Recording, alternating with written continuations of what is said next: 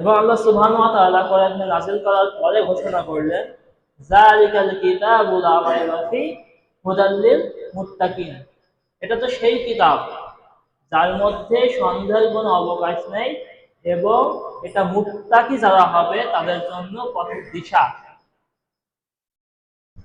এই আল্লাহ সুবহানাহু ওয়া তাআলা যখন বললেন এই কোরআনের মধ্যে সন্দেহ নেই, তো একজন মুসলিম বিনা বাক্যে কোনো সন্দেহ ছাড়াই এটা মেনে নেবে যে এই কোরআনের মধ্যে ভুল তো বলার কথাই, কোনো সন্দেহ নেই। হাদিস যদি আপনি দেখেন,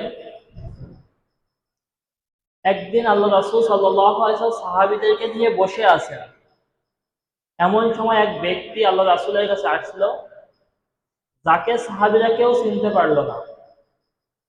তখন ওই ব্যক্তি মসজিদে প্রবেশ করার সাথে সাথে আল্লাহ রাসূলের হাঁটুর সঙ্গে হাঁটু মিলিয়ে দিয়ে বসে পড়ল। সাহাবীরা সবাই দেখে অবাক যে আমরা কখনো আল্লাহ রাসূলের সাথে এভাবে বসার সাহস পাইনি। এই ব্যক্তিকে যে আল্লাহ রাসূলের হাঁটুর সঙ্গে হাঁটু মিলিয়ে বসে গেল। আল্লাহ রাসূলকে এবার জিজ্ঞেস করছে, হে মুহাম্মদ, তুমি আমাকে ইসলাম সম্পর্কে বলো।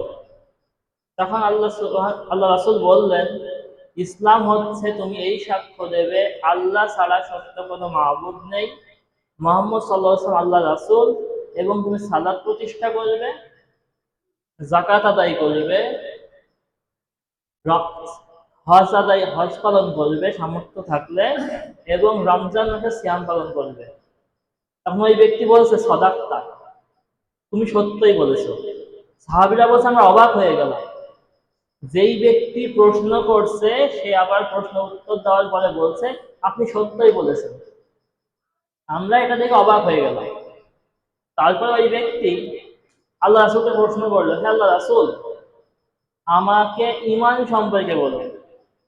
তখন আল্লাহ রাসূল বললেন, ঈমান হচ্ছে আমানতু বিল্লাহি ওয়া মালাইকাতিহি ওয়া কুতুবিহি ওয়া রুসুলিহি ওয়া ইয়াউমিল আখির ওয়া কদর। যে ঈমান হচ্ছে তুমি ঈমান আনবে আল্লাহর প্রতি, তার ফেরেশতাদের প্রতি, এবং তার কিতাব সমূহের প্রতি। আল্লাহ রাসূল কি বললেন ঈমানের ক্ষেত্রে? ঈমান আনবে আল্লাহর প্রতি, তার ফেরেশতাদের প্রতি, এবং তার কিতাব সমূহের প্রতি।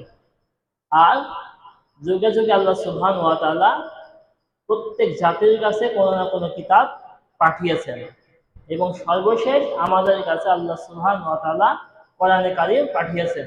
এই কোরআনে কারীমের উপরে আমাদের বিশ্বাস স্থাপন করতে হবে।